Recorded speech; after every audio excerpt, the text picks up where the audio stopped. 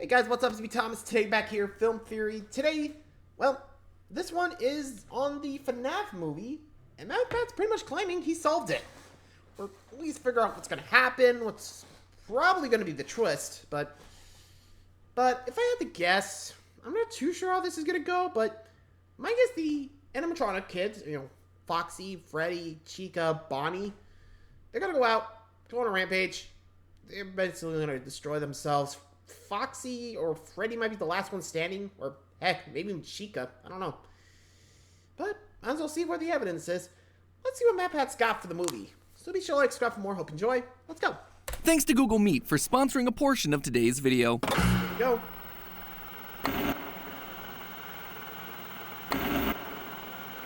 It's been so many years. Again. Long have I waited. Over 7 Finally, years. it's my turn. Hello, Internet! Welcome to Film Theory, the show that always knew that this day was coming. It's been over 8 years, but finally the Five Nights at Freddy's live-action feature film is set to hit the silver screen in a little over a month. And you know what that means. It means that nowhere is safe anymore from FNAF theories. Don't believe me? There's a FNAF cookbook releasing in October. A FNAF cookbook. It's coming for you next, Food Theory. And all we need is a FNAF fashion line that's infected all of us. Oh, my sweet stars, what have I done? But for as satisfying as it is for Film Theory to take another toy out of the toy box at Game Theory and claim it as our own, see also Sonic, Mario, and Last of Us in this year alone, in all seriousness, we are way overdue for a theory breaking down our predictions for this movie. And believe me, there is plenty to talk about. If you're on YouTube and you somehow missed the phenomenon that is Five Nights at Freddy's, how? Like, genuinely, how? Yeah, no kidding, I need to know your secrets. This series exploded about a decade ago, with every Let's Player on the platform screaming their heads off over the haunted animatronics hunting us down in the ruins of a dilapidated pizzeria. But while the scares certainly got us started, it's the story that's kept us going. What's helped the series persist for as long as it has been its incredibly mysterious story told through scraps of information and obscure environmental details. Heck, 60 episodes later on Game Theory, and we are still trying to decode this thing. Really? It's only been 60? Feels like there's gotta be 100 at this point. And this new FNAF movie seems to be staying true to the franchise's roots, not in terms of the lore necessarily, but in terms of the cryptic storytelling. There is a ton of information packed into the few short minutes of trailer footage that we've seen so far. Enough that I believe we can predict the entire plot of this new movie, right down to the shocking twist ending that's gonna leave you devastated. Here's a hint. If you think this movie has itself a happy ending with everyone smiling and living happily ever after, then clearly you have not been paying attention. So today, Film Theory does what Game Theory's never been able to do. Solve this franchise. And we're gonna do it before the movie even releases. Keep your eyes on your monitors, loyal theorists. We're going in. So I think a good place. Well, that is a good point. Though, if I had to take a guess, I don't know whether or not... Okay, sorry, I'm like trying to think. But if I had to take a guess, maybe releasing the spirits, which we all thought was going to be a good thing in the game, but maybe not the true case here. What if the four, the animatronics are pretty much keeping William Afton, or whoever, stuck, or, well, you know what I mean, right? Sorry, I'm trying to find my words, but jeez. I mean, we did see a snippet of Springtrap, so could it be the four animatronics are, keeping Springtrap at bay and stopping them inadvertently unleashes Springtrap? They're still stuck in the pizzeria, and from what we see in the cap scene, not so much in this case. I don't know what's going to release them, but, oh boy, when they get out, may God have mercy on our souls. Let's go.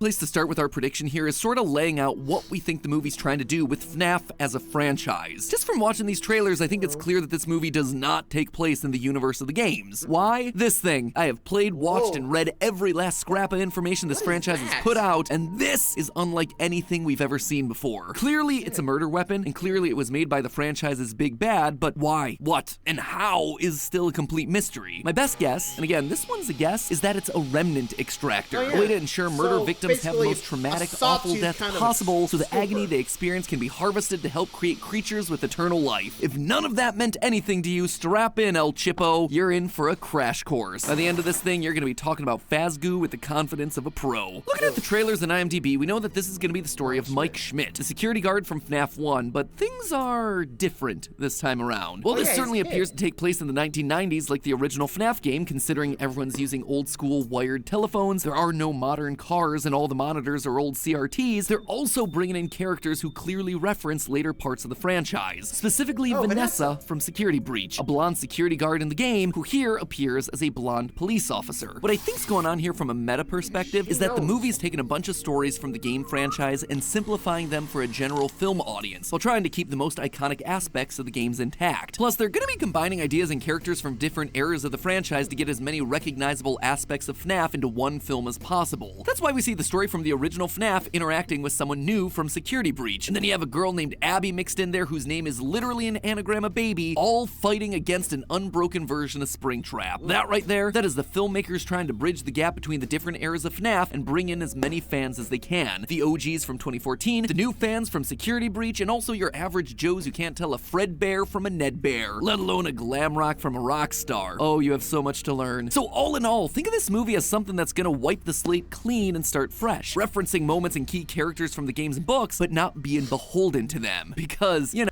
Though, maybe not the case. I think for I think it's more like its own universe. Kind of like Sonic's movie was. Like, think about it. There's a lot of Sonic canons, or, you know, whatever you want to do with the multiverse theory.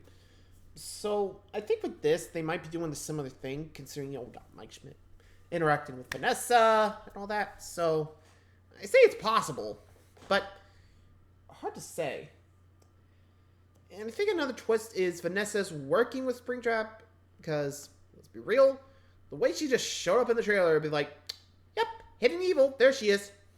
Like, you know what's gonna happen, right? Though I'm not sure what's gonna happen to Abby. I mean, she could be stuffed into the Circus Baby animatronic, or, I mean, heck, maybe even Balloon Boy, I don't know.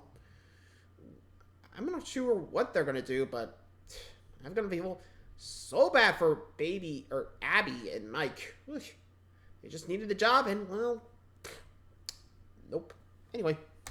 You know, that's not a confusing route to go at all. That said, let's just hope they don't stray too far from the games. Case in point, this detail right here. During a spoopy, scary moment in the trailer, Nebraska is spelled out very clearly on a poster in very large, very bold letters right next to the main character's head. This was an intentional decision definitely put into the trailers to keep us talking. This means something. Now, the general consensus is that the FNAF games normally take place in Utah. Multiple spin-off book series have made that detail quite clear. Could it be then that they've moved the setting to Nebraska for some reason? Maybe, but I don't think so. It'd be weird to just have a state poster of the state that you're currently in right above your security desk. My guess is that this poster was put here intentionally by Mike. It's important to him for some reason. My best guess is that it's hashtag goals, an aspirational place to go to help him get out of his current situation. Because on the face of it, things don't seem to be going all that great for him. It looks to me like Mike and his family have fallen on some hard times. First off, we don't see his parents in these trailers at all. Though Mike's father has been cast, I'm gonna guess that he's only here for a flashback scene, considering he doesn't look too much older than Mike's actor Josh Hutcherson. Additionally, we see that Mike and his little sister Abby are living in a small house with an average car, and Mike is looking for any job that he can get. I was just calling to see if that job that you offered was still available. I will take anything. We later see Mike bringing Abby along with him while he's working, implying that this is probably their only option. They can't afford a babysitter, and if there were parents at home to take care of Abby, why would he be bringing her to his night shift job? So Nebraska might be a symbolic place of freedom for Mike, a place to escape and finally be free. More or less, though, I believe that the setup for the backstory of the FNAF movie is gonna align with that of the first game. Freddy Fazbear's Pizzeria was a popular arcade and food chain represented by its 4 iconic mascots: Foxy,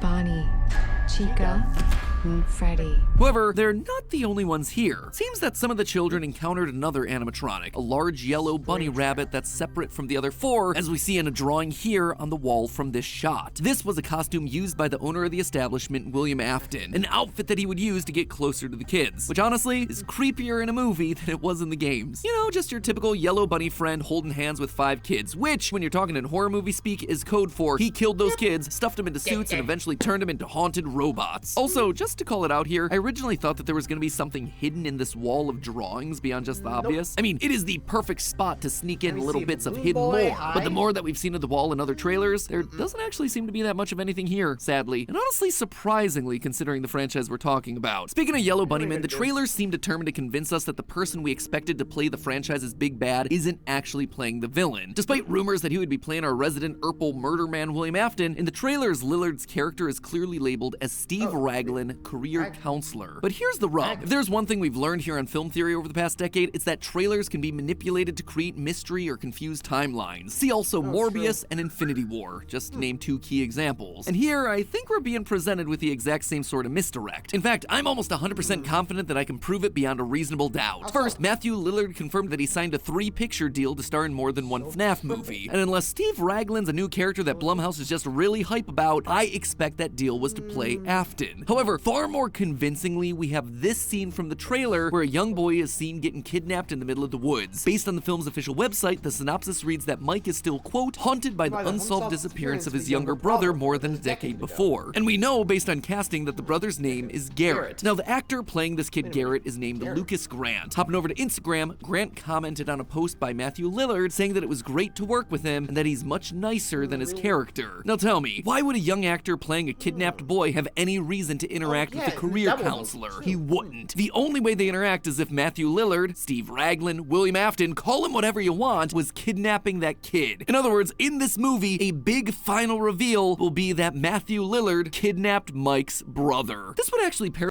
That actually doesn't make a lot of sense. Like, okay, back up for a second, but we don't know what happened to the parents. Like, maybe they abandoned them, maybe they died. I don't know. But the notice of delinquency, that... I'm not too sure that's another thing of eviction, but considering all this, something tells me Mike made a major mistake. I don't know how big, but considering what's been going on, yikes. Not looking good for anybody. Gotta feel bad for Mike.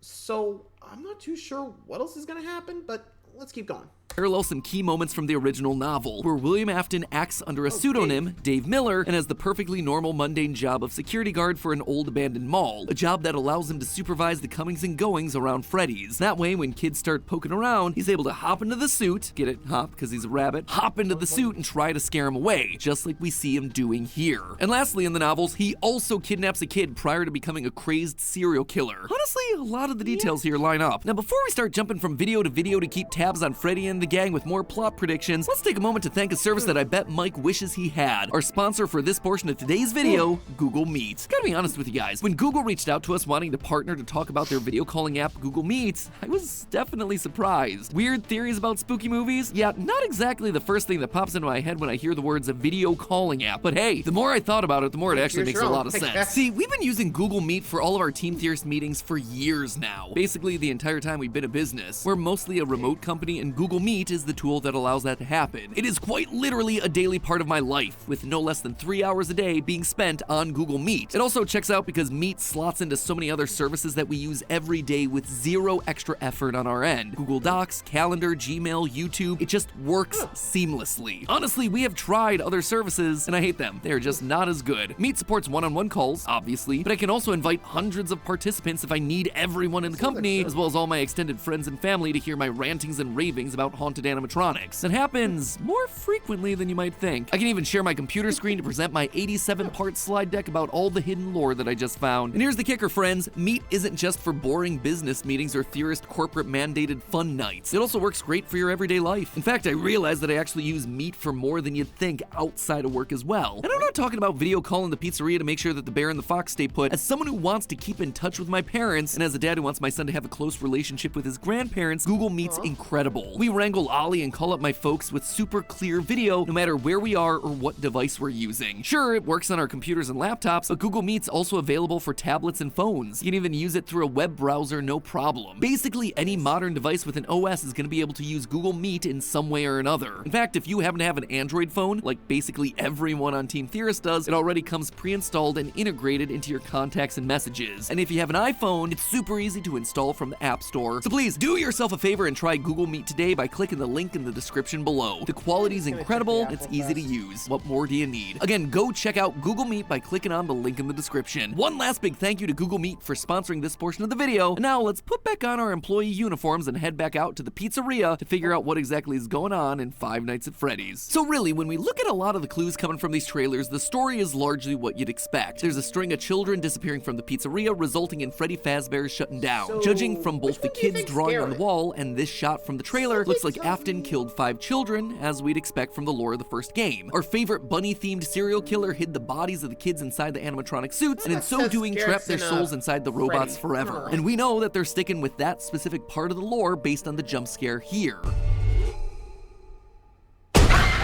It is so good every time I see it. Children's hands popping out of animatronic mouths. Not only is it terrifying, it tells us that he definitely hid the bodies inside there. But now recently, people have been poking around the old abandoned pizzeria. As we see in the most recent trailer, some small-time criminals break in, intent on robbing the place and trashing it up for fun. I believe that that sequence is probably going to be the beginning of the film. These characters breaking in before they're met with a terrible fate. The possessed animatronics come to life and kill them as they're mid-crime, not only showing the audience early on that these things are terrifying, but also creating a giant problem for Afton, who now risks having more people poking around his old murder den. Hoping to prevent future break-ins and deeply uncomfortable questions about his past, Afton decides to hire a security guard to keep an eye on the place during the night. His first option doesn't exactly work out all that well, but not to be deterred, our plucky mass murderer tries and tries again to find someone who'll keep the building safe. Enter our main character of the movie, Mike Schmidt. Mike will do anything for cash. Based on these 2 shots from the first trailer here, we know that Mike has a history of working as a security guard, but likely he got carried away in a previous role, resulting in him getting fired. Desperate for cash and with no one willing to hire him, Mike takes a job as the night shift security guard at Freddy Fazbear's, bringing his sister Abby with him. Seems like things aren't too strange starting off. Though it's certainly creepy, they explore the pizzeria without much of an issue, until of course there's a knock at the front door. Mike goes out and meets Vanessa, a police officer with a strange interest in the building. In fact, she seems to know a lot about Freddy's. In the 80s, kids went missing. The police searched Freddy's top to bottom. They never found them. That's why the place shut down. Looks like somebody watched our complete timeline. Soon, as creepy occurrences start happening all across the pizzeria, Mike realizes what he's gotten himself into. There are ghost children possessing giant robots. Thanks for the heads up. And here's where the stakes get higher. Obviously, the animatronics are going to pose a danger to both Mike and Vanessa, but their well-being isn't going to be the only thing on the line during this movie. Throughout the trailers, we see shots of Abby going off to explore the pizzeria alone and ultimately hiding from Foxy in the ball pit. Let's just hope that she doesn't time travel. In all seriousness, though, somehow Abby will befriend the animatronics, especially the leader, Golden Fredbear, a character that you'll notice never appears anywhere except for in shots with her. Why does she befriend them? Or rather, why do the animatronics choose to befriend Abby? Well, What do they want? They want to make her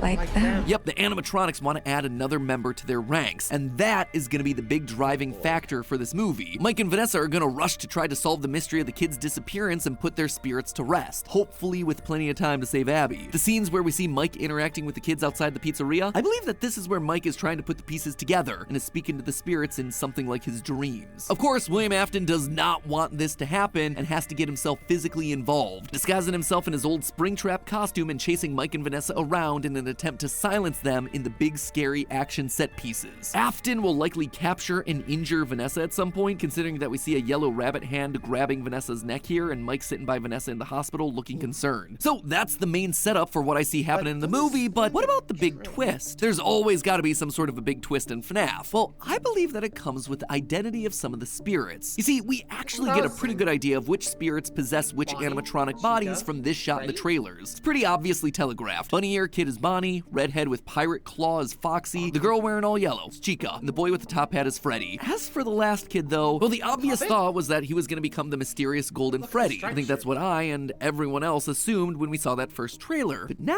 I'm not so sure. The fact that this fifth child in the shot doesn't have a characteristic explicitly linking him to an animatronic has to be intentional. And I believe that it was the filmmakers keeping things ambiguous so we wouldn't guess their twist. I suspect that the fifth kid here isn't Golden Freddy. Instead, I think it might be the Cupcake. Yeah, I know, I get it. It sounds ridiculous, but hear me out on this one. In the latest trailer, we clearly see Cupcake moving around independently and attacking someone without Chica's help. My initial gut thought to this? Well, that's kind of stupid, to be honest. Like, does Chica's soul transfer down into the cupcake alone for remote attacks, leaving Doubt Chica it. soulless for a while now? Or can a spirit divide itself and act on different parts of the character Yeah, at different both times? You know what? why I'm not sure. I don't have a good answer for it, but I do think that this would open up an incredibly dark and compelling twist on Golden Freddy. Remember, these 5 kids who disappeared at Freddy Fazbear's in the shot aren't the only kids that have gone missing in this story. We still have ourselves Mike's missing brother Garrett, who we talked about earlier as the kid in the back of the car, likely being carted away by old Billy Afton up in front. I mean, in this franchise, it would be shocking if someone kidnapping a child wasn't William Afton. Anyway, why do I think that this is actually the moment that we see Mike's brother get kidnapped? Well, again, we turn to actor Lucas Grant and Instagram, where we see this post of him hanging out with another child actor named Wyatt Parker. Parker even calls Grant his best bro, an interesting choice of words considering that Parker was cast in the film as young Mike. 2 twin brothers, one who gets kidnapped. Almost a one-for-one replica of what we see happen in the Silver Eyes novel. So let me ask you, what if Mike's brother is Golden Freddy, separate from the tragedy at the pizzeria? We can assume that Mike's brother was kidnapped in one of the earlier parts of the timeline, a time when Golden Freddy would still be in use. And in the games, we've long theorized that Mike Schmidt is in fact Mike Afton, son of William Afton. This would also mean that his little brother was the crying child who was killed and became one of the spirits that possessed Golden Freddy. Given the fact that Mike's father's been cast and is distinctly not being played by Matthew Lillard, I don't think that's the exact direction that they're taking for the movie, but taking the core of that story, keeping Mike's brother as Golden Freddy, well, that would fit with both the timeline and serve as a devastating twist to the casual audience. It would also explain why Abby is spending so much time with Golden Freddy in the trailers. It's her spending time with a brother that she never got to know, whether she realizes it or not. It could also explain why Golden Freddy retains blue eyes when all the other animatronics have red ones. The circumstances of his possession are just a little bit different and he's interacting with a family member. So Afton attacks Mike and Vanessa for getting too close to his secrets, and despite fighting back, they ultimately lose. As they're about to die, Abby is able to win over the animatronics and use them to fight back against Afton, saving them all. You'll notice one of the oddities of the trailer is the design of Springtrap. It is different from what we see in the games. It's cleaner and it's more put together. It has not gone through all the rotten decay that we'd expect from this character. I believe that's exactly how it ends. Mike, Abby, Vanessa, and the animatronics defeat Afton by trapping him in the walls. Tying a bow on the end of this movie, while still leaving him in a position to turn into the decayed, rotten corpse that we all know and love for the eventual sequel. However, all things can't end happily here. I believe there's a good chance that the animatronics are gonna wind up getting what they want out of Abby in the end. Her name is an anagram of baby, after all, an animatronic that first appeared in FNAF's sister location. The team celebrates the defeat of Afton, only for Abby to accidentally stumble into a clown outfit, or maybe get put there by a vengeful Golden Freddy, giving us our villain and the problem to solve in the eventual second movie, saving the girl from her eternal, ceaseless torment. Or maybe that ceaseless torment is just meant for me, who is now tasked with trying to solve the timeline of this franchise across multiple channels. Truly, the animatronics have taken another victim. But hey, that's just a theory. A film theory. And cut. I mean, we do get 3, though I'm not too sure Abby would get put there accidentally. Seems kind of dumb. I don't know. Though, can you imagine if actually did get put there accidentally? I don't know. I'm not sure that would actually cause her to go, you know, crazy. Hard to say. I mean, the guys know, let me know, but honestly, I'm still trying to figure that out. I can't really think of anything. Well, I guess we'll know once the movie comes out, but I definitely feel like Golden Freddy's definitely going to be an ally. The others are going to be problems, though. I'm not too sure how she's going to get them done, but yeah, I can definitely see them, you know, just burying him alive, not dead. Though I'm not too sure. I mean, seems like the animatronics can take care of themselves. My guess, they get to move on, and Vanessa, you know, trays them all and just freeze Springtrap. That's what I'm thinking, but I don't know. Like I said, Vanessa seems really suspicious, so, and knowing the lore, she's definitely going to be one to probably take out the other animatronics, free Afton, and they escape. You know, to chase after Mike and Abby to finish what they started in the second movie. Like I said, it's possible, but that's my thoughts. What about you guys? Let me know in the comments. Till next time, like, subscribe for more. See ya.